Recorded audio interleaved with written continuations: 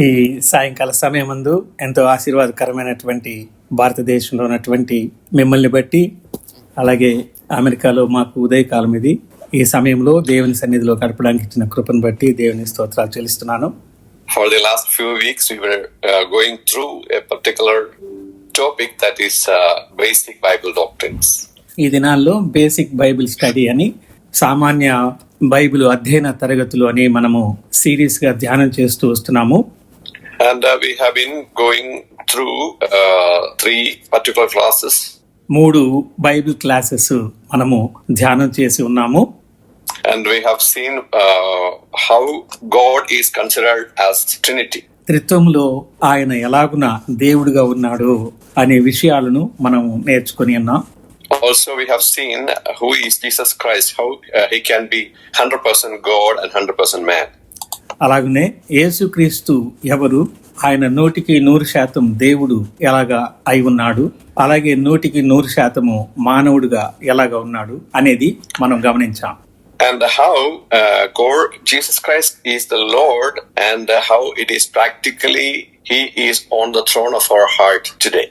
ఈ రోజున మన యొక్క హృదయ శిఖరం మీద, మన ప్రవర్తన అంతటి మీద ఆయన ఎలాగున ప్రభువుగా మనం ప్రతిష్ఠించుకుని ఉన్నాము అనేది ఇవన్నీ తెలుసుకునేటువంటి సమయంలో మనలను మనం ప్రశ్నించుకోవాల్సిన వారంగా ఉన్నాం. Today we are going to see the doctrine of the Holy Spirit. It is known as pneumatology. ఈ రోజున మనము పరిశుద్ధాత్మను గురించినటువంటి వివరాలు, ఆయన ఎవరై ఉన్నారో అనేది మనము చూడబోతుంటున్నాము. So when we are studying about the Holy Spirit is present in each one of us. పరిశుద్ధాత్ముడు ఎవరు అనే విషయం మనకు తెలుసు. మన వ్యక్తిగతమైనటువంటి సంబంధం కలిగినటువంటి వాడుగా ఎలాగున ఉన్నాడో మనము గమనిస్తాం. So if I'm talking about someone and that person is sitting beside me and how he is going to respond, that scenario is there when we are teaching about the Holy Spirit. పరిశుద్ధాత్మను గురించి మనము వినేటువంటి బోధ ఎలాంటిది అనంటే, ఉదాహరణకు మన ప్రక్కన ఎరిగినటువంటి ఒక వ్యక్తి కూర్చొని ఉంటే ఆయన మనతో ఏమి మాట్లాడబోతున్నాడు అని మనం ఊహిస్తామో ఆయనే పరిశుద్ధాత్ముడు. Many times when we study about the Holy Spirit, we are taking verses from the Bible and speaking about the personality and the deity of the Holy Spirit, and we may not be thinking that this Holy Spirit is living in me. అనేక సార్లు Bible గ్రంథంలో నుంచి పరిశుద్ధాత్మ దేవుని గురించి అనేక వచనాలను ఆధారం చేసుకుని ఆయనలో ఉన్న దైవత్వాన్ని గురించి మనం వెతుకుతూ చదువుకుంటూ ఉండడం అలవాటుగా ఉంది. కానీ నాకు వ్యక్తిగతంగా పరిశుద్ధాత్ముడు ఏమై ఉన్నాడు అని మనం అధ్యయనం చేయడం మర్చిపోతూ ఉంటాం. So today my objective of this study, I would like to list those objectives before I start the class. ఈ రోజున ఈ బైబిలు అధ్యయన తరగతి ప్రారంభం చేయడానికి ముందుగా నాలో ఉన్నటువంటి ఆలోచన ఏంటి అనంటే, కొన్ని వరుసగా ఆయన మనకు ఏమై ఉన్నాడో అనేటువంటివి ఒకటి తర్వాత ఒకటి మీతో నేను పంచుకోవాలని ఆశిస్తున్నాను. So at the end of this class, each one of us should understand these 6 points about the Holy Spirit. ఈ బైబిలు అధ్యయన తరగతి ముగించిన తర్వాత మన ఒక్కొక్కరికి వ్యక్తిగతంగా పరిశుద్ధాత్మ దేవుడు ఏమై ఉన్నాడు అనేది నేను ఇప్పుడు మీకు చెప్పబోయే 6 విశేషమైన సంగతులను గురించి మనము ప్రశ్నించుకోవాల్సిన వారంగా ఉన్నాం. First one is the personality of the Holy Spirit. పరిశుద్ధాత్ముని యొక్క వ్యక్తిత్వం మొదటిది. Second one is the deity of the Holy Spirit. పరిశుద్ధాత్ముని యొక్క దైవత్వము రెండవది. And how does the life of a believer if Holy Spirit is living in him? ఒక విశ్వాసిలో పరిశుద్ధాత్ముడు జీవిస్తూ ఉన్నాడు అనేది మనం ఎలాగునా తెలుసుకుంటాం. How to avoid grieving the Holy Spirit? ఎలాగునా పరిశుద్ధాత్ముని దుఃఖపట్టకుండా మనము ఉండగలము. And how to enjoy growing relationship with God through the Holy Spirit? పరిశుద్ధుడైన దేవునితో పరిశుద్ధాత్మ ద్వారా ఎలాంటి సన్నిహిత సంబంధాన్ని ఎదుగుదలలో మనం ఉంటూ ఉన్నాము అని తెలుసుకొనగలము. And if time permits, we will see a little bit about the gift of the Holy Spirit. పరిశుద్ధాత్మని యొక్క వరము అనేటువంటిది కొంచెం మనం దేవుని సన్నిధిలో ఆయన మనకు అనుమతిస్తే సమయాన్ని మనం చూద్దాం.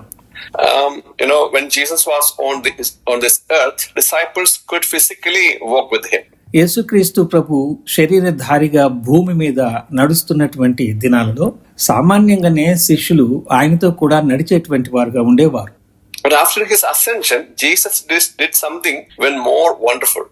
యేసుక్రీస్తు ప్రభు ఆరోహణమై వెళ్లిపోయిన తర్వాత ఆయన ఉన్నప్పటికంటే ఇంకా శ్రేష్టమైన ఆశ్చర్యకరమైనటువంటి పరిస్థితిని తన శిష్యుల కొరకు మనకు ఏర్పాటు చేశాడు. Even when he was on this earth, he promised that he is going to send a comforter, and it happened after his ascension. ఆయన ఈ భూమి మీద ఉన్నటువంటి ఆ దినాలలోనే ఆయన చేసిన వాటికంటే ఎక్కువగా నేను పంపించబోయే పరిశుద్ధాత్ముడు చేస్తాడు, మిమ్మల్ని ఆయన ఆదరిస్తాడు అని ముందుగానే ఆయన తెలియచేశాడు. So today every believer has a greatest companion within them. వారితో కలిసి ప్రతి ఒక్క విశ్వాసి కూడా సన్నిహిత సహవాసము కలిగి ఉండేవారుగా ఉంటారు. So what is the difference between a believer and an unbeliever? విశ్వాసికి అవిశ్వాసికి ఉన్న ప్రాధాన్యమైనటువంటి వ్యత్యాసం ఏంటి? Outwardly, every human being looks the same. బయట నుంచి చూస్తే ప్రతి ఒక్కరు కూడా ఒకేలాగానే అనిపిస్తారు. But only a believer has Holy Spirit in him. కానీ విశ్వాసి మాత్రమే తనలో పరిశుద్ధాత్మని కలిగి ఉంటాడు. So when we are working in a workplace, we are sitting there, and on the next table another person is sitting there. Outwardly looking, we are all the same, but we are the only one who is having the Holy Spirit in us. మనము పనిచేసేటువంటి స్థలాల్లో మన work బెంచీల్లో ప్రక్కనే కూర్చున్నట్టుగా మనం ఉంటాం, కానీ ఆ పనులు చేస్తున్న అందరం సమానంగా ఉంటాం. కానీ విశ్వాసిగా ఉండి పని స్థలంలో ఉన్నటువంటి వ్యక్తి హృదయంలో ఎలాగున్న పరిశుద్ధాత్ముడు పని చేస్తాడు అనేది ఇతరులకు తెలియదు, ఆయనకు మాత్రమే తెలుసు. If a student who is a believer going to school, in the same bench all the students are sitting, but only this person has the Holy Spirit. అలాగనే విద్యార్థి తన స్కూల్లో బెంచ్ మీద మిగిలిన విద్యార్థులతో కూర్చొని ఉన్నప్పుడు ఆ విద్యార్థులందరూ ఒకేలాగానే కనబడతారు, కానీ విశ్వాసిగా ఉండి విద్యార్థిగా కూర్చున్నటువంటి ఆ వ్యక్తికి మాత్రమే పరిశుద్ధాత్మతో సహవాసం అంటే ఏంటో తెలుస్తుంది. And the Holy Spirit is living means God himself is living in us. పరిశుద్ధాత్ముడు మనలో నివాసం ఉన్నాడు అనంటే దాని అర్థము జీవము కలిగిన దేవుడే మనలో నివాసం ఉన్నాడు అని. That means we are always connected to God.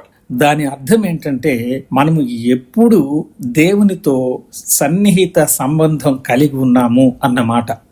See, many times we forget it when we speak to somebody, when we talk to somebody, when we are we're having conversation with others. Many times we forget the divine presence in us. చాలాసార్లు సామాన్యంగా ఇతరులతో మనం మాట్లాడేటువంటి ఆ సమయాలలో పరిశుద్ధాత్ముడు నాలో ఉన్నాడు అనేది మనం మరిచిపోయి మాట్లాడేటువంటి వారంగా ఉంటాం. So God always wants his children to recognize the presence of God. దేవుడు ప్రతి సమయంలో విశ్వాసి దేవుని సన్నిధిలో ఉన్నాడు అనేది దేవుని గుర్తించే వాళ్ళుగా ఉండాలని దేవుని యొక్క కోరిక. But many times only when we are going to church, or when we are reading the Bible, or when we are praying at the family prayer, that is the only time we recognize the presence of God. చాలాసార్లు ప్రార్థనా మందిరాలకు వెళ్ళేటప్పుడు ఇంట్లో Bible చదువుకుంటూ ప్రార్థనలో గడిపేటువంటి ఆ సమయాలలో మాత్రమే దేవుని సన్నిధిలో నేను ఉన్నాను అని గుర్తించే వాళ్ళంగా మనం ఉంటాం. When if we have a phone in our hand, it means we are connected to the network. మనము మన చేయి పడిపోయినటువంటి స్థితిలో ఉంది అనేది మనం ఎప్పుడైతే గుర్తిస్తామో, అంటే ఈ ఫోన్తో పనిచేసేటువంటి ఆ సమయంలో అది పని చేయనప్పుడు మన చేతిలో ఉన్నది, అప్పుడు మనం ఏం అర్థం చేసుకుంటాము? నెట్వర్క్ పని చేయట్లేదు అని అర్థం చేసుకుంటాం కదా. So if there is a SIM card in the phone, that means it is not just an instrument, it is actually connected to the whole network of the internet. మన దగ్గర ఉన్నటువంటి మొబైల్లో సిమ్ కార్డు అనేటువంటిది ఉంది అని మనం అనుకున్నప్పుడు అది సమస్త ఇంటర్నెట్ కి కనెక్షన్ కలిగి ఉంది అని మనం అనుకుంటాం.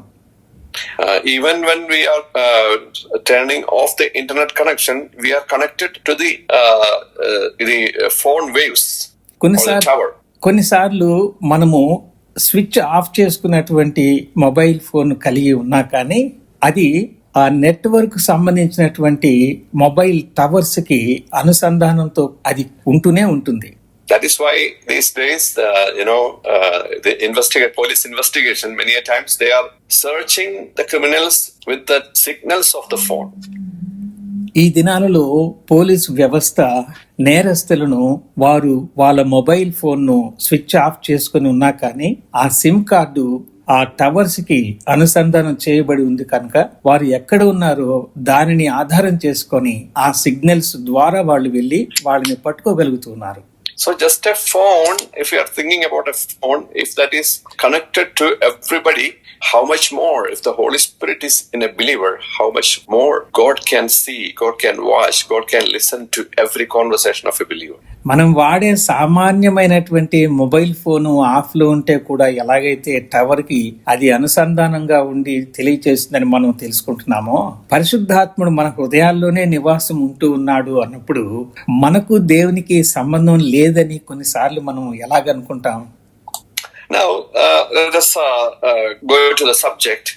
Many people think that Holy Spirit is merely a force or a power. మనము దేవుని పరిశుద్ధాత్మని గురించి తెలుసుకునేటువంటి ఆ సందర్భంలో సామాన్యంగా పరిశుద్ధాత్మ దేవుడు అలాగా వచ్చేవాడుగా ఉంటాడు, సామాన్యమైన శక్తి కలిగిన వాడుగా ఉంటాడు అని అనుకుంటా ఉంటారు. The Bible speaks about the Holy Spirit as a person. కానీ బైబిల్ గ్రంథము పరిశుద్ధాత్మని గురించి ఏం చెప్తుందంటే ఆయన ఒక వ్యక్తి అని సూచిస్తుంది. How do we prove that Holy Spirit is a person? పరిశుద్ధాత్ముడు వ్యక్తి అని మనం ఎలాగనా నిరూపించగలము? Actually, Holy Spirit is living in us as a spirit. There is no form of outward look. సామాన్యంగా మనలో నివాసం ఉంటున్నటువంటి ఒక వ్యక్తిగా పరిశుద్ధాత్మని మనము కలిగి ఉంటాం, కానీ బయటికి చూడడానికి వ్యక్తిగా కనిపించడు. Sometimes when we say about a person, he has a good personality, that we are trying to say that his outward look is good. కొన్నిసార్లు ఒక చక్కటి మనుషులను మనం చూచినప్పుడు ఎదురుగా కనబడుతున్నారు కనుక చూడడానికి ఎంతో బాగున్నాడు అని ఒక వ్యక్తిని గురించి మనం చెప్పగలం కదా. But we know when we are comparing humans and animals, only humans has the personality because animals have the outward bodily form, but 3 elements of personality that is given only for human beings. జంతువులకు మనుషులకు ఉన్న వ్యక్తిత్వాన్ని గురించి మనం ఆలోచన చేసినప్పుడు జంతువులకు ప్రత్యేకమైనటువంటి వ్యక్తిత్వం అనేది మనం చూడబోం, కానీ మనుషులకు దేవుడు 3 రకాలైనటువంటి ఆ ప్రాముఖ్యమైనటువంటి విషయాలను ఆయన సృష్టిలో పొందుపరిచి ఉన్నాడు. What are the 3 elements of personality? 1 is intellect, 2 emotion, and 3 is will. భావోద్రేకానికి గురయ్యేటువంటి 1, రెండవది నేను చేయగలను అనేటువంటి తనకు తాను అనుకునేటువంటిది రెండవదిగా మనం చూస్తాము. All the animals, birds and creatures, they have an inbuilt brain. So that is a basic instinct God is created in them. They will follow the same generation and generation after generation.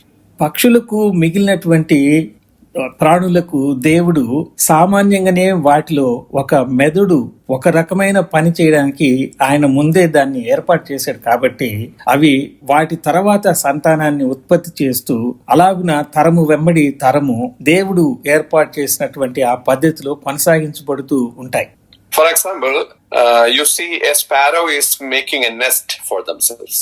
ఉదాహరణకి ఒక పిచ్చుక దానికోసరము ఒక గూడు ఏర్పాటు చేసుకుంటుంది తనకు తానుగా. And we see a good form of a nest. But if we ask an old person living 100 years ago, he also say the same kind of nest this bird was making. మనము పిచ్చుక అంత అందమైనటువంటి గూడు ఏర్పాటు చేసుకునే దాని గురించి చూచి ఎంత బాగుందో అని మనం అనుకొని మనకు ముందు 100 సంవత్సరాల నుంచి ఉన్నటువంటి వ్యక్తిని పిచ్చుక గూడు ఎలాగను కట్టుకుంటుంది అని అడిగితే అదే రకంగానే కట్టుకుంటుందయ్యా, మీరు చూచినట్టే ఉండేది ఆ రోజుల్లో కూడా అని చెప్తాడు. That means from the time of creation to this day, a sparrow can make the same nest only. సృష్టించబడినటువంటి ఆ సమయం నుంచి కూడా పిచ్చుక అప్పుడు ఎలాగున తన కొరకు గూడు ఏర్పాటు చేసుకునేదో ఇప్పుడు కూడా అదే రకమైనటువంటి గూడు ఏర్పాటు చేసుకుంటూ ఉంది. That means the brain of a bird, a sparrow, is formed like that every generation it can survive with the same intellect.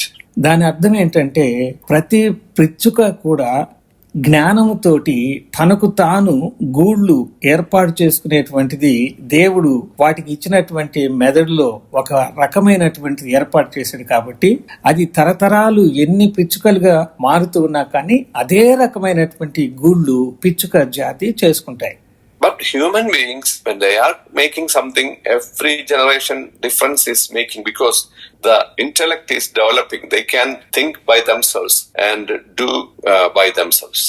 కానీ మానవులు అనేటువంటి వాళ్ళు ఒక తరం తర్వాత ఇంకొక తరము జ్ఞానవంతులుగా ఉంటూ వారికి దేవుడిచ్చినటువంటి ఆ జ్ఞానాన్ని మెరుగు చేసుకుంటూ ముందు పోయినటువంటి తరము కంటే మరింత మెరుగైనటువంటి వాళ్ళుగా వాళ్ళు తమను తాము సిద్ధపరచుకుంటూ వెళ్లే వెసులుపాటు దేవుడు మానవులకి ఇచ్చాడు.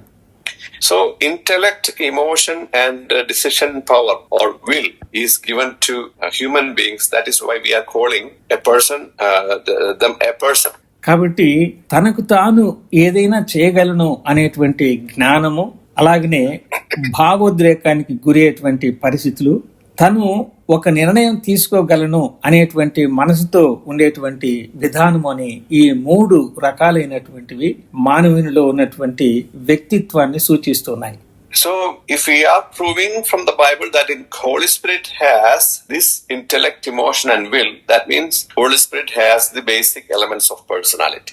మనుషునికి ఈ జ్ఞానము తనకు తాను ఏమైనా చేయగలడు అనేటువంటి ఆలోచన తను ఏదైనా ఒకటి తీర్మానం చేయగలడు అనే ఈ మూడు రకాలైనటువంటివి ఒక వ్యక్తిలో ఉన్నప్పుడు పరిశుద్ధాత్ముడు కూడా ఈ మూడు విధాలైనటువంటి వ్యక్తిత్వాన్ని కలిగిన వాడుగా ఉంటాడు. Romans 8 verse 27 says, He who searches our heart knows the mind of the Spirit. So that means Holy Spirit knows and Holy Spirit searches. రోమీలకు రాసిన పత్రిక 8వ అధ్యాయము 27వ వచనంలో మనం చూసినప్పుడు 8:27 రోమా పత్రిక 8:27 మరియు హృదయములను పరిశోధించువాడు ఆత్మ యొక్క మనస్సు ఏదో ఎరుగును ఏలయనగా ఆయన దేవుని చిత్త ప్రకారము పరిశుద్ధుల కొరకు విజ్ఞాపనము చేయుచున్నాడు అని మనం గమనిస్తాం. In 1 Corinthians chapter 2 verses 10 and 11 also, there we see Holy Spirit searcheth all things, even the deep things of God. అలాగే మొదటి కొరింథీ పత్రిక 2వ అధ్యాయము 10-11 వచనములలో ఆయన ఇంకా ఎలాగున లోతైన విషయాలు పరిశోధించేవాడుగా ఉన్నాడని మనకైతే దేవుడు వాటిని తన ఆత్మ వలన బయలుపరిచి ఉన్నాడు.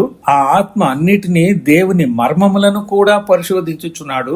ఒక మనుష్యుని సంగతులు అతనిలోనున్న మనుష్యాత్మకే గాని మనుషులలో మరి ఎవనికి తెలియను, అలాగే దేవుని సంగతులు దేవుని ఆత్మకే గాని మరి ఎవనికి తెలియవు. So the Holy Spirit himself can search things and know things. కాబట్టి ఇందును బట్టి పరిశుద్ధాత్ముడు తనకు తాను ఎరిగినటువంటి వాడుగా ఉంటూనే తెలుసుకునేటువంటి స్వభావం కలిగిన వాడుగా ఉంటాడు. Secondly, the emotion, we see emotions in Holy Spirit. పరిశుద్ధాత్మలో తను తన యొక్క భావాన్ని తెలియచేసేటువంటి వాడుగా ఉన్నాడని రెండవదిగా మనం చూస్తాం. We see about the love of the Holy Spirit. దీనిని బట్టి పరిశుద్ధాత్మ యొక్క ప్రేమ ఆయన వ్యక్తం చేసేవాడుగా ఉన్నాడని మనం గమనిస్తాం. And we see about grieving of the Holy Spirit. పరిశుద్ధాత్ముడు దుఃఖపడ్డాన్ని మనం గమనిస్తాము. So there are several examples in the Bible. Because of the lack of time, I don't want to read all those passages. ఈ విధమైనటువంటి ఎన్నో మాటలు దేవుని వాక్యంలో మనం చూడగలం కానీ ఆ వచనాలన్నీ చదవడానికి మనకు సమయం చాలదు. Also, Holy Spirit has the will, decision power. We see in 1 Corinthians 12 and Acts chapter 16. We have several passages like that.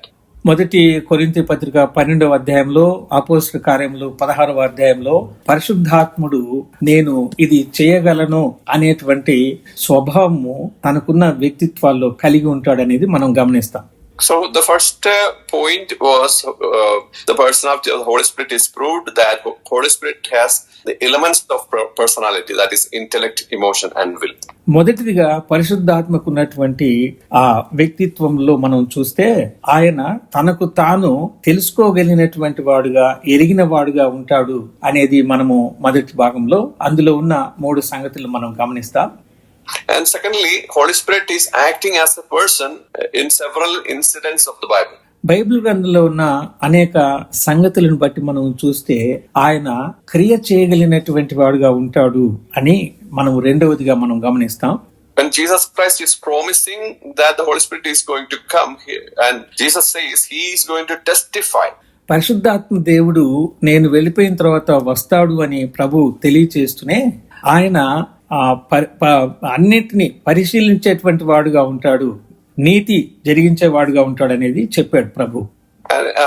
And again Jesus says he will guide you, he hears, he speaks, he tells what is going to come. అంతేకాకుండా మీరు ఎలాగున నడుచుకోవాలో మీకు చెప్తాడు, బోధిస్తాడు, మిమ్మల్ని ఆదరిస్తాడు, మిమ్మల్ని కాపాడుతాడు, మీతో ఉంటాడు. ఇన్ని సంగతులను ఆయన వచ్చే పరిశుద్ధాత్మను గురించి ప్రభు తెలియచేశాడు. And we see in 2 Peter that the Holy Spirit inspires the writers of the Holy Scriptures. మనం 2వ పేతురు పత్రికలో చూస్తాము, దేవుని వాక్యాన్ని రాసినటువంటి వారి యొక్క ఆత్మలను పరిశుద్ధాత్ముడు ఎలాగున క్రియారూపంలో ప్రేరేపించాడు అనే విషయాన్ని అక్కడ ప్రస్తావించడాన్ని చూస్తాం. In Acts 13 we read Paul and Barnabas were called by the Holy Spirit for the ministry. పౌలు బర్నబాలు పరిశుద్ధాత్మ ద్వారా పిలువబడినటువంటి వాళ్ళుగా ఉన్నారు అనేది పరిశుద్ధాత్మని క్రియలలో మనం గమనిస్తాం. And Romans 8 says Holy Spirit intercedes for God's children. దేవుని ప్రజలకు దేవునికి మధ్యలో పరిశుద్ధాత్ముడు మధ్యవర్తిత్వాన్ని చేసేవాడుగా ఉన్నాడని కూడా మనం చూస్తాం. Again we see in the Bible there are other proof about the Holy Spirit is wherever we see the Holy Spirit is mentioned and a masculine pronoun is used to mention Holy Spirit. దేవుని వాక్యంలో పరిశుద్ధాత్మను గురించి మనము ఎక్కడ చూడగలిగినా కూడా ఆ స్థలాలన్నింటిలో కూడా ఒక మనిషి చేసేటువంటి రీతిగా వ్యక్తిగా పరిశుద్ధాత్మని కార్యాలని మనము చూడగలుగుతాం. If Holy Spirit was just a thing, normally the pronoun it would have been used, the it. మనము పరిశుద్ధాత్మని అది ఒక సంగతి మాత్రమే అని గనక మనం బైబిల్ గ్రంథంలో చూడగలిగితే అది అని మనం పరిశుద్ధాత్మని గురించి ప్రస్తావించవచ్చు. కానీ ఆయన వ్యక్తిగా ఉన్నాడు. Everywhere we see the pronoun he is used. ప్రతి దగ్గర కూడా అది అనే పరిశుద్ధాత్మని గురించి చెప్పబడకుండా ఆయన అని వ్యక్తిగా ప్రస్తావించడాన్ని బైబిల్ గ్రంథంలో మనం గమనిస్తాం. So when we see the promise of the Holy Spirit in John chapter 16 verses 7, 8, 13 and 14, just a sample I should read, that is John chapter 16 verse 8, that says, and he, when he comes, will convict the world concerning sin, righteousness and judgment. యోహాను సువార్తలో 16వ అధ్యాయము 8వ వచనంలో ఆయన వచ్చి పాపమును గూర్చియు నీతిని గూర్చియు తీర్పును గూర్చియు లోకమును ఒప్పుకొన చేయును అని ఆయన అనే వ్యక్తిత్వాన్ని ప్రస్తావించడం చూస్తున్నాం. So it is very clear that only a person can be called he or she. Otherwise it would have been it. Pronoun should be used. దీనిని బట్టి మనం ఏం అర్థం చేసుకుంటున్నామంటే ఆయనైనా ఆమె అయినా అని ప్రస్తావించడానికి వచ్చినప్పుడు ఆయన లేక ఆమె అని ఒక వ్యక్తిని గురించి చెప్పేటప్పుడు ఉపయోగిస్తారు. కానీ ఏదైనా సంగతిని చెప్పేటప్పుడు మాత్రమే అది అని చెప్తారు. So here the Bible says Holy Spirit is not just a power, but a person. కొంతమంది అనుకుంటున్నట్టుగా పరిశుద్ధాత్ముడు కేవలము ఒక శక్తి కాదు, ఆయన ఒక వ్యక్తి. And secondly, we are going to see that Holy Spirit is not just a person. Holy Spirit is God himself. రెండవదిగా మనము కేవలము పరిశుద్ధాత్ముడు ఒక వ్యక్తి మాత్రమే కాదు, ఆయన దేవుడుగా ఉన్నాడు అనేది మనం గమనిస్తాం. When we learned about the personality, we looked into the elements of personality. మనము ఒక వ్యక్తిని గురించి తెలుసుకోవాలి అనేటప్పుడు అతనిలో ఉన్నటువంటి ఆ వ్యక్తిత్వానికి సంబంధించిన సంగతులు తెలుసుకోవాలని వారంగా ఉంటాం. When we think about the deity of the Holy Spirit, we need to think about the divine attributes of the Holy Spirit. మనము పరిశుద్ధాత్ముని దేవుడుగా చూచేటప్పుడు ఆ పరిశుద్ధాత్ముడికి ఉన్నటువంటి అభిప్రాయాలు అనేటువంటివి ఎలాగున ఉంటాయి అనేది మనం తెలుసుకుంటాం. What are the incommunicable attributes of God? దేవునితో సంబంధం కలిగి ఉండేటువంటి ఆ యొక్క మనసులో ఉన్నటువంటి ఆ అభిప్రాయాలు అనేటువంటి ఎలాగున ఉంటాయి? The character of God, only God can claim those characters. That is omniscience, omnipresence and omnipotence. దేవుడు సర్వాంతర్వ్యామిగా ఉంటూ సర్వశక్తి కలిగిన వాడుగా ఉంటూ పరిశుద్ధులైనటువంటి వాడుగా ఉన్నాడు అని ఎవరు ఎలాగున తెలుసుకుంటారు అని అంటే కేవలము దేవుడు మాత్రమే అది ఎరిగిన వాడుగా ఉంటాడు. If somebody is having omnipresence and omniscience and omnipotence, that he should be God. ఎవరైనా తనకు తానుగా సర్వశక్తి కలిగిన వాడుగా సర్వాంతర్వ్యామిగా ఆయనకు ఆయనే పరిశుద్ధుడిగా ఎవరైతే ఉంటారో ఆయనే దేవుడు. In the Bible there are several verses we see about these particular attributes to the Holy Spirit. Bible గ్రంథంలో ఈ రకమైనటువంటి ఆయనను గురించి తెలియచేసేటువంటి సంగతులు అనేక చోట్ల మనం చూస్తాము. ఆయన తనకు తానుగా పరిశుద్ధుడిగా సర్వశక్తి కలిగిన వాడుగా ఉన్నాడు అని రుజువులు. We need to go forward. That is why I don't want to read all those passages. I have a list of passages that mentions these particular attributes to the Holy Spirit. దేవునికి కలిగినటువంటి ముందుగా ఆయనలో ఉన్నటువంటి ఆ లక్షణాలను గురించి నా దగ్గర కొన్ని వచనాలు ఉన్నాయి. మనము అందులోనికి వెళ్ళి చూడాల్సిన అవసరత ఉంది. Now another evidence is along with the names of the Father and the Son, the name of the Holy Spirit also is mentioned together. దేవుని గురించి అలాగే కుమారుడు ప్రభు అయిన యేసుక్రీస్తుని గురించినటువంటి బిరుదులు మనం ఏవైతే చూస్తూ ఉన్నామో గ్రంథంలో, అలాగునే పరిశుద్ధాత్మను గురించి కూడా కొన్ని బిరుదులు ఆయనకి ఇవ్వబడ్డాని గురించి మనం వచనాల్లో చూడగలం. That is why we believe in Trinity, triune God, even though that particular word is not mentioned in the Bible.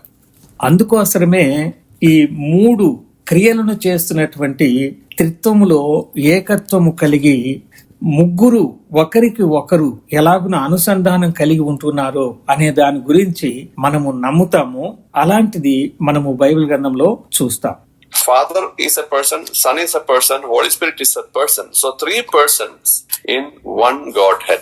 మనము ఒకే దేవుడిగా ఉంటూ తండ్రిగా తండ్రి క్రియ, కుమారుడిగా కుమారుడు చేసే పని, పరిశుద్ధాత్ముడిగా ఆయన చేసే పనిని మూడు వివిధ రకములైనటువంటి క్రియలను కలిగి ఉంటూ ఒకే దేవుడిగా పిలువబడ్డాన్ని మనము గమనిస్తాం.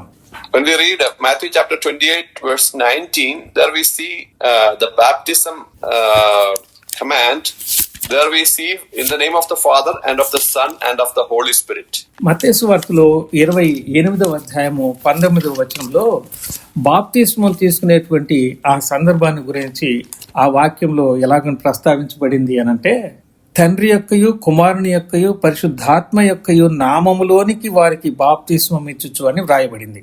So there we see the name, singular name is used, but 3 persons are mentioned. ఇక్కడ ఒక వ్యక్తిని గురించి అనగా దేవుడు అని ఏకవచనం ఉపయోగించబడ్డాన్ని మనం చూస్తాం. కానీ బహువచనంలో వారి యొక్క పనులను గురించి వివరించబడినట్టుగా, వారి వ్యక్తిత్వాలను గురించి వివరించబడినట్టుగా ఏక దేవుడైనటువంటి ఆయనలోనే మనం గమనిస్తాం.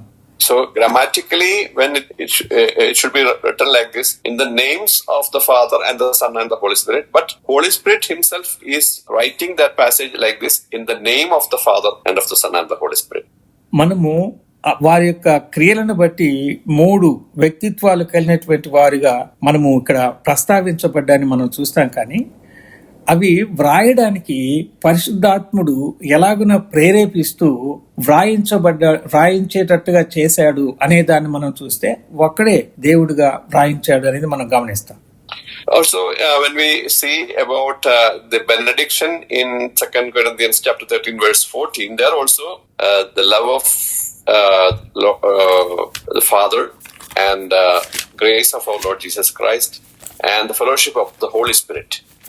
మనము 1 కొరింథీ పత్రికలో 13వ అధ్యాయము 14వ వచనంలో ఆశీర్వాదాన్ని ఇచ్చేటప్పుడు కూడా అక్కడ ప్రస్తావించబడినటువంటి మాటను మనం చూస్తే, తండ్రి అయిన దేవుని ప్రేమ, కుమారుడైన యేసుక్రీస్తు కృప, పరిశుద్ధాత్మ అన్యోన్య సహవాసము అనేది ఉపయోగించడాన్ని మనం గమనిస్తాం. Also in the work of redemption, 1 Peter chapter 1 says involvement of the Father, Son and the Holy Spirit. రక్షణ కార్యము చేసేటువంటి విషయాల్లో 1 పేతురు పత్రికలో మనం గమనిస్తాం ఏమిటంటే, తండ్రి యొక్క ప్రమేయము, అలాగనే ఈ పరిశుద్ధాత్మ యొక్క ప్రమేయాన్ని కూడా మనం అక్కడ చూస్తాం, కుమారుని ప్రమేయము అని. So we have seen several evidence about the personality of the Holy Spirit and evidence of the deity of the Holy Spirit. కాబట్టి మనము కొన్ని పరిశుద్ధాత్మని యొక్క వ్యక్తిత్వాలను గురించి, అలాగే పరిశుద్ధాత్మని యొక్క దైవత్వాన్ని గురించి కొన్ని ఆధారాలను మనం చూడగలిగాం. Because many people are considering Holy Spirit as a power from God, we need to learn that Holy Spirit is not just a power, but He is a person and He is God Himself. చాలా మంది అనుకుంటూ ఉన్నట్టుగా పరిశుద్ధాత్ముడు కేవలము దేవుని యొద్ద నుంచి వచ్చే శక్తి మాత్రమే అనుకుంటారు. కానీ మనం అలాగనే అనుకోకుండా పరిశుద్ధాత్ముడు కూడా ఒక వ్యక్తిగా ఉన్నాడనేది మనం నమ్మాలి. Electricity has power. మనం ఎరిగినట్టుగా కరెంటులో శక్తి ఉంది కదా, but electricity cannot love you. కానీ ఆ కరెంటు అనేది మనలను ప్రేమించలేదు. Electricity cannot teach you, comfort you, but Holy Spirit is a person with power and He can love you, He can care you, He can teach you. కరెంట్లో శక్తి ఉంటుంది, కానీ అది మనలను ప్రేమించలేదు, మనల్ని ఆదరించలేదు. కానీ పరిశుద్ధాత్మనిలో శక్తి ఉంటుంది, ప్రేమ ఉంటుంది, మనకు తెలియచేసే గుణం ఉంటుంది. కాబట్టి అది మనల్ని నేర్పిస్తుంది, మనల్ని ఆదరిస్తుంది, మనకు శక్తినిచ్చేదిగా ఉంది ఆయన. And now, what is the work of the Holy Spirit in a person, in a believer? ఒక విశ్వాసిలో పరిశుద్ధాత్మని యొక్క పని ఏమై ఉంటుంది? John chapter 16 verse 8, Jesus Christ says He will convict people of their sin. యోహాను సువార్త 16వ అధ్యాయము 8వ వచనంలో పరిశుద్ధాత్ముడు పాపమును గూర్చియు, నీతిని గూర్చియు, తీర్పును గూర్చియు ఒప్పింప చేసేవాడుగా ఉన్నాడని మనం గమనిస్తాం. So a person at the moment of his belief, or when he is accepting the Lord Jesus Christ as their personal Savior, it is a work of the Holy Spirit that convicts the person about their sin. ఒక వ్యక్తి దేవుణ్ణి నమ్ముకుని రక్షించబడుతున్నాడు అంటే ఆ పని పరిశుద్ధాత్ముడు అతను చేసిన పాపాన్ని, నీతిని గురించి, వచ్చే శిక్షణ గురించి ముందుగానే ఒప్పింప చేశాడు. కాబట్టి అతను రక్షించబడుతున్నాడు. కాబట్టి ఆ ఒప్పింప చేసే పని పరిశుద్ధాత్ముడిది. And when you read John chapter 3 verses 5 and 6, there we read Holy Spirit is the person who gives new life in a believer. యోహాను సువార్త 3వ అధ్యాయము 5-6 వచనాల్లో మనం చూసినట్లయితే పరిశుద్ధాత్ముడు ఒక నూతన జీవితాన్ని, శరీరాన్ని ఇచ్చేటువంటి వాడుగా ఉన్నాడు అని అక్కడ మనం గమనిస్తాం. A person become a Christian or a child of God when the new life from God is coming. ఒక వ్యక్తి దేవుని బిడ్డగా మార్చబడినప్పుడు ఆ వ్యక్తిలో ఒక క్రొత్త జీవితము ప్రారంభించబడుతుంది, మనం ఎరుగుదుము. So the conviction about the sin is given by the Holy Spirit. The new life from God is given by the Holy Spirit. కాబట్టి ఒక వ్యక్తిని రక్షణలోనికి నడిపిస్తూ తనను ఒప్పింప చేసే క్రియని పరిశుద్ధాత్ముడు చేస్తున్నాడు. అలాగనే రక్షించబడినటువంటి విశ్వాసిని క్రొత్త జీవితంతో నింపేది కూడా, ఆ క్రియ కూడా పరిశుద్ధాత్ముడే చేస్తున్నాడు. And when the new life comes in a believer, Holy Spirit started living in that person forever. ఒక వ్యక్తి విశ్వాసిగా మార్చబడినటువంటి ఆ సమయం నుంచి పరిశుద్ధాత్ముడు ఆయనలో ప్రవేశించి ఎప్పటికీ క్రియ చేస్తూ ఉండేవాడుగానే ఉంటాడు. In 1 Corinthians chapter 16 verse 9, Paul mentions about this, that your body is the temple of God. That means Holy Spirit is living in you. అందుకనే 1 కొరింథీ పత్రిక 16వ అధ్యాయము 9వ వచనంలో పౌలు గారు తెలియచేస్తూ, పరిశుద్ధాత్ముడు మీ హృదయంలో ఉండి ఆయన నడిపిస్తున్నాడు అనే దానికి, మీరు దేవునికి పరిశుద్ధమైన ఆలయంగా ఉన్నారు అనంటే ఆయన ఆత్మ మన హృదయంలో ఎప్పుడూ నివాసం ఉంటున్నాడు అనే దాని భావం. So because God the Holy Spirit is living in us, our life should honor him. కాబట్టి పరిశుద్ధాత్ముడు మన లోపట నివాసము ఉంటూ ఉన్నాడు అనంటే మన జీవితము కేవలము ఆయనదై ఉంటుంది. And the words we speak, the things we watch, what we do, everything matter with this conviction. మనం ఏదైతే దేవునితో ఒప్పుదల కలిగి ఉంటున్నామో దానిని ఆధారం చేసుకొని మనం మాట్లాడే మాట, చూచేటువంటివి, ఇవన్నీ కూడా దానిని ఆధారం చేసుకునే ఉంటాయి. And another work of the Holy Spirit, we see that he teaches us. మరొక పరిశుద్ధాత్ముని పని ఏంటి అంటే ఆయన మనకు బోధకుడుగా ఉంటూ బోధిస్తూనే ఉంటాడు. When we read the scriptures, only one person can help us, is the Holy Spirit. దేవుని వాక్యములో మనము గమనించినట్లయితే కేవలము ఒకే వ్యక్తి మనలను నడిపించేవాడుగా ఉంటాడు, ఆయనే పరిశుద్ధాత్ముడు. I am teaching the word of God to you, but the Holy Spirit only can help you to understand it properly. నేను దేవుని వాక్యాన్ని మీకు బోధిస్తూ ఉంటున్నాను, కానీ కేవలము పరిశుద్ధాత్ముడు మాత్రమే మీరు అర్థం చేసుకునేదానికి క్రియ చేసేవాడుగా మీలో ఉంటాడు.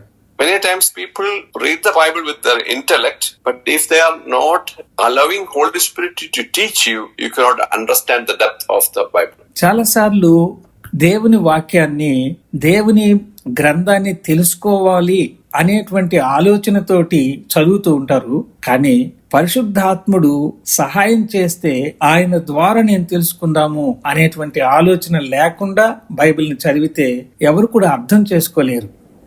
Another work of the Holy Spirit is mentioned in Romans 8:26 is he is there to comfort us and help us. మరి యొక్క పరిశుద్ధాత్ముని యొక్క క్రియని మనం చూస్తే రోమ పత్రికలోని 8వ అధ్యాయం 16వ వచనంలో ఆయన మనలను ఆదరించేటువంటి వాడుగా ఉన్న 26 బ్రదర్ 8:26 సారీ ఇంకొక పరిశుద్ధాత్ముని క్రియని మనం చూడాలి అనంటే రోమ పత్రిక 8వ అధ్యాయము 26వ వచనంలో ఆయన మన బలహీనతలను చూచి మనకు సహాయం చేస్తూ ఉన్నాడు ఆ మాటని మనం చూస్తాం. So even when we are praying, Holy Spirit is there to help us. మనము దేవునికి ప్రార్థన చేసేటప్పుడు పరిశుద్ధాత్ముడు మన పక్షంగా విజ్ఞాపనం చేయడం ద్వారా మనకు సహాయం చేస్తున్న వాడుగా మనం గమనిస్తాం. And how do we walk with the Holy Spirit? ఎలాగా పరిశుద్ధాత్మ ద్వారా మనము నడుచుకొనగలము? Holy Spirit is not just a visitor, comes and goes. కేవలము అప్పుడప్పుడు వచ్చి పోయేటువంటి ఒక అతిథి మాత్రమే పరిశుద్ధాత్ముడు కాదు. He is daily living in us and our companion. ఆయన అనుదినము మనతో నివాసం ఉంటూ మనకు సహాయం చేసేటువంటి ఒక వ్యక్తిగా ఉన్నాడు. We should listen to him. ఆ తోడును కలిగినటువంటి మనము ఆయన మాటకు లోబడాల్సినటువంటి వాళ్ళంగా, వినాల్సినటువంటి వాళ్ళంగా ఉన్నాం. He speaks through the scriptures. ఆయన దేవుని వాక్యాన్ని ఆధారం చేసుకుని మనతో మాట్లాడుతూ ఉంటాడు. And we can never expect Holy Spirit leading us contrary to the Bible. దేవుని వాక్యాన్ని విపులంగా చదివేటి అర్థం చేసుకునేటువంటి శక్తి ఉంది అనంటే పరిశుద్ధాత్ముడు ఎలాగన ఆ క్రియ చేస్తున్నాడో అది మనం అర్థం చేసుకోలేనంత లోతైనటువంటి అనుభవం. And when Holy Spirit is giving us the convictions, we need to obey him. పరిశుద్ధాత్ముడు మనను ఏ విషయంలోనైనా ఇది సరికాదు అని ఒప్పింప చేస్తున్నాడు అని అర్థం చేసుకున్నప్పుడు, గ్రంథం చదివేటప్పుడు మనము లోబడేటటువంటి తత్వాన్ని కలిగి ఉండాలి. These days we use a GPS when we travel. మనము ప్రయాణాలు చేసేటప్పుడు ఎక్కడ మనం ఉన్నాము అని తెలుసుకోవడానికి GPS అనేటువంటి ఒక వ్యవస్థని మనం కలిగి ఉంటున్నాం కదా. So if you are driving and the GPS says turn left, and if we ignore it, we may go in wrong direction. మనలను ఆ GPS అనేటువంటి మనం ప్రయాణం చేస్తున్నప్పుడు దారి చూపించే ఆ వ్యవస్థ ఏదైతే ఉందో అది ఎడమ ప్రక్కకు వెళ్ళండి అని తెలియచేసినప్పుడు మనము ఆ గూగుల్ మనకు ఎడమ ప్రక్కకు వెళ్ళమంటే కుడి పక్కకు వెళితే మనము మార్గాన్ని తప్పిపోయేటువంటి వాళ్ళంగా ఉంటాం కదా. So when Holy Spirit is guiding us, if we are in tune with the Holy Spirit, it is easy to know the will of God about us. మనము పరిశుద్ధాత్మతోటి సత్సంబంధాలు కలిగినటువంటి వాళ్ళముగా ఆ గుర్తింపులో ఉన్నటువంటి వాళ్ళంగా ఉంటే ఆయన మనకు ఎలాగ నడుచుకోవాలో తెలియచేసేటువంటి వాడుగా ఉన్నప్పుడు ఖచ్చితంగా ఆయన్ని అనుసరించేటువంటి వాళ్ళంగా లోబడే వారంగా ఉంటాం. In Ephesians chapter 4 verse 30 it says, do not grieve the Holy Spirit. ఎఫెసీ పత్రికలో 4వ అధ్యాయంలో మనం ఏం చూస్తామంటే పరిశుద్ధాత్మని దుఃఖపరచవద్దు అనే మాట. What grieves him? ఏవి పరిశుద్ధాత్మని దుఃఖపరిచేటివి? Our sin, our bitterness, our lying, our anger, our unforgiveness, everything grieves him. మనము ఇతరులను క్షమించలేకపోవటము, కోపపడ్డము, మన యొక్క చేదైనటువంటి దేవునికి విరోధమైనటువంటి జీవితము, ఇలాంటివన్నీ కూడా పరిశుద్ధాత్మని దుఃఖపరుస్తూ ఉంటాయి. That is why it is given as a command to every believer that do not grieve the Holy Spirit. మనము పరిశుద్ధాత్మని దుఃఖపరచవద్దు అని దేవుని ఆజ్ఞ అయి ఉంది. But another command is given is be filled with the Holy Spirit. ఇంకొక ఆజ్ఞ ఏంటి అంటే పరిశుద్ధాత్మతో ఎప్పుడూ మీరు నింపబడిన అనుభవం కలిగి ఉండండి అని చెప్పబడుతున్నాం. That is Ephesians chapter 5 verse 18. ఎఫెసీ పత్రిక 5వ అధ్యాయము 18వ వచనంలో ఆ మాటని మనం ఎప్పుడు నింపబడిన అనుభవం కలిగిన వాళ్ళంగా ఉండాలి అని చూస్తాం. So only one command connected to the work of the Holy Spirit is be filled with the Holy Spirit. పరిశుద్ధాత్మ నింపుదల మనం కలిగి ఉన్నప్పుడు ఆ ఒక్క కలిగి ఉన్నటువంటి విధానం మాత్రమే ఆయన మనలో ఉండి నడిపిస్తున్నాడు అనేది మనం గుర్తించడానికి ఉపయోగపడుతుంది. We see several ministries of the Holy Spirit in the New Testament. క్రొత్త నిబంధనలో అనేక విధములైనటువంటి పరిశుద్ధాత్మని గురించినటువంటి సంగతులను గురించి మనం చూస్తాము. We see about the baptism of the Holy Spirit. పరిశుద్ధాత్మని ద్వారా బాప్తిస్మం ఆ సందర్భంలో మనము గమనిస్తాము. We see about the anointing of the Holy Spirit. పరిశుద్ధాత్మని చేత అభిషేకించబడినటువంటి స్థితిని మనము గమనిస్తాము. And we see the advance given by the Holy Spirit. దేవుడు ముందుగానే పరిశుద్ధాత్మను వాగ్దానంగా ఇచ్చాడు అనేటువంటిది మనం గమనిస్తాము. But all those things are mentioned, all those blessings are given as a given blessing. మనకు ఇవన్నీ కూడా ఆశీర్వాదాలుగా ముందుగానే ఇవ్వబడినటువంటి ఆశీర్వాదాలుగా మనం చూస్తాం. So in many of the different congregations of Christianity, these are a confusing question. చాలా మంది క్రైస్తవ ఆయా శాఖోపదేశాలలో మనం చూస్తే కొన్ని రకాలైనటువంటి అర్థం చేసుకునే విధానంలో గలిబిలి కలిగినటువంటివిగా మనం గమనిస్తాం. Some people may come and ask you, are you believed? Are you a believer? Are you baptized? Then they will ask, are you baptized by the Holy Spirit? చాలా మంది ఆయా శాఖల వాళ్ళు మనలను మీరు రక్షించబడి ఉన్నారా అని అడిగినప్పుడు దాంతో పాటు పరిశుద్ధ ఆత్మ ద్వారా మీరు బాప్తిస్మం తీసుకొని ఉన్నారా అని కూడా అడుగుతారు. Some people will ask you, are you anointed by the Holy Spirit? మరి కొంతమంది పరిశుద్ధ ఆత్మ చేత మీరు అభిషేకించబడి ఉన్నారా అని కూడా అడుగుతారు. So they think that we need to do something to get those blessings from the Holy Spirit. కాబట్టి పరిశుద్ధాత్మ ద్వారా ఈ రకమైనటువంటి ఆశీర్వాదాలు మనము పొందుకోవలసిన వాళ్ళంగా ఉన్నాము అని వాళ్ళ యొక్క భావం. But when we study about a topic from the Bible, we need to read all the passages connected to that topic. దానికి సంబంధించినటువంటి ఆధారాలు మనము ఇంతవరకు ధ్యానం చేసినటువంటి వాటిలో మనం చూడగలిగాం.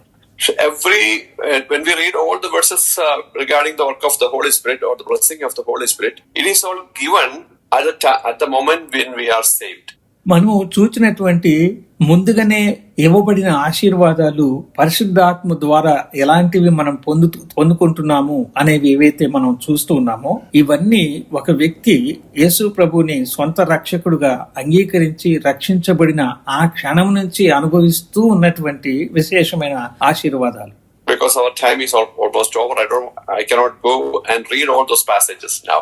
ఇవన్నీ కూడా వాక్యంలో నుంచి మీకు చూపించి చదవడానికి మన సమయం అయిపోయింది కాబట్టి ఇవి చూపించలేకపోతున్నాను అంతే. So we receive and we are part of the baptism of the Holy Spirit, and we are anointed by the Holy Spirit at the moment when we are saved. కాబట్టి మనం ఎప్పుడైతే రక్షణలోనికి వచ్చామో రక్షించబడినటువంటి ఆ క్షణములో నుంచే బాప్తిస్మం తీసుకున్నటువంటి ఆ అనుభవంలో పరిశుద్ధాత్మను కలిగి ఉంటున్నాము. ఆయనను ఆ క్షణం నుంచి మనల్ని నడిపించేటువంటి వాడుగా మనలో ఉన్నటువంటి పరిశుద్ధాత్మగా మనము గుర్తిస్తూ ఉంటున్నాం. But the question comes, are we filled by the Holy Spirit? That's a command given regarding the Holy Spirit. కానీ పరిశుద్ధాత్మను గురించి దేవుని వాక్యంలో చెప్తున్నటువంటి దానిని ఆధారం చేసుకుని మనకున్నటువంటి ప్రశ్న ప్రాముఖ్యంగా ఏంటి అని అంటే, మనము పరిశుద్ధాత్మ నింపుదల కలిగినటువంటి వాళ్ళంగా ఉన్నామా?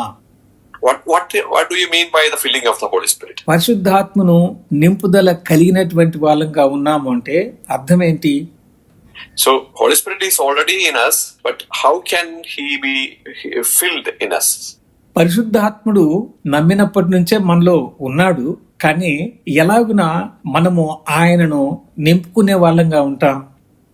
That passage, Ephesians 18, is when it is mentioned there, Paul is giving an example there.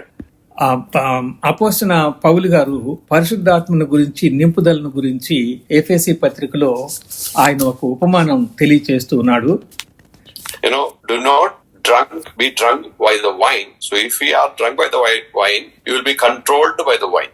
ఎఫెసీ పత్రిక 5:18 వచనంలో మద్యము తాగి మత్తులై ఉండవద్దు, ఎందుకంటే ఆ మత్తులై ఉన్నందువల్ల ఆ మద్యం వల్లనే మీరు నడిపించే వాళ్ళుగా ఉంటారు, అలాగ ఉండకూడదు అని చెప్పాడు. We know somebody is having alcohol, and he will speak not from his intellect. He used to be controlled by the alcohol. ఎవరైనా మద్యం సేవించినటువంటి వాళ్ళు తన యొక్క వాస్తవికమైనటువంటి ఆలోచనతోటి ఏది మాట్లాడలేడు, ఎందుకంటే ఆ మద్యము మత్తులో అతను ఏం మాట్లాడుతున్నాడో అతనికి తెలియకుండానే మద్యము అతనిని నడిపిస్తూ మాట్లాడిస్తుంది కనుక. And after saying that, Paul says, do not be drunk by the wine, but be filled with the Holy Spirit. అందుకనే దాన్ని ఉద్దేశించే పౌలు గారు మద్యముతో మత్తులై ఉండకుడి, దానిలో దుర్వ్యాపారం కలదు, అయితే ఆత్మపూర్ణులై ఉండుడి అని తెలియచేశాడు. That means you be controlled by the Holy Spirit. దాని అర్థం ఏంటి అంటే, మనము పరిశుద్ధాత్మను కలిగి ఉండడం ద్వారా ఆయన ద్వారా నడిపించబడేటువంటి వాళ్ళంగా ఉంటాము అని భావం. So being filled with the Holy Spirit means being controlled by the Holy Spirit. పరిశుద్ధాత్మను కలిగి ఉండడము అనంటే పరిశుద్ధాత్మ ద్వారా మాత్రమే మనం నడిపించబడే వాళ్ళంగా ఉన్నాము అనే అర్థం. The person who is living in us should take control of our life. ఏ వ్యక్తి అయితే మనలో లోపట ఉన్నాడో ఆయన మన యొక్క సమస్త పనుల మీద తన అధీనంలో ఉంచుకున్నటువంటి వాడుగా ఉంటాడు. So let me conclude here. ఇక్కడ మనం ముగిద్దాం. If you are saved, you can ask this question. మీరు రక్షించబడినటువంటి వాళ్ళుగా ఉంటే ఈ ప్రశ్న అడుగుతారు. As the Holy Spirit is living in me, am I listening to the Holy Spirit? పరిశుద్ధాత్ముడు నాలో ఉన్నాడా, నేను ఆయన మాట వింటూ ఉన్నానా అని ప్రశ్న వేసుకోవాలి. Am I controlled by the all-powerful God, the Holy Spirit living in me? సర్వశక్తి కలిగిన దేవునిగా పరిశుద్ధాత్మ నాలో నివాసం ఉంటే నేను ఆయన యొక్క అధీనంలో నడుచుకునేటువంటి వాడిగా ఉన్నానా? Many times believers living a weak life because they are not connected to this all-powerful Holy Spirit living in them. చాలా మంది విశ్వాసులు వారి యొక్క ఆత్మీయ జీవితంలో సరిగా నడుచుకోలేకపోతూ ఉండేవారిని మనము చూస్తాము. ఎందుకు అనంటే వారి లోపటనే సర్వశక్తి కలిగిన దేవుడు పరిశుద్ధాత్మ రూపంలో నివాసం ఉన్నాడు అని వారు గ్రహించలేదు కనుక. Let us experience this powerful life connecting and being controlled by the Holy Spirit. మనము ఇంత శక్తివంతమైనటువంటి దేవుని శక్తివంతమైనటువంటి పరిశుద్ధ జీవితము, శక్తివంతమైన పరిశుద్ధాత్మనితో సంబంధం కలిగి ఉన్నాము అనేటువంటిది మనము గ్రహించి అలాగ నడుచుకునే వాళ్ళంగా ఉండాలి. May the mighty name of the Lord be glorified. దేవుని సర్వశక్తి కలిగిన నామం మాత్రమే మహిమపరచబడును గాక.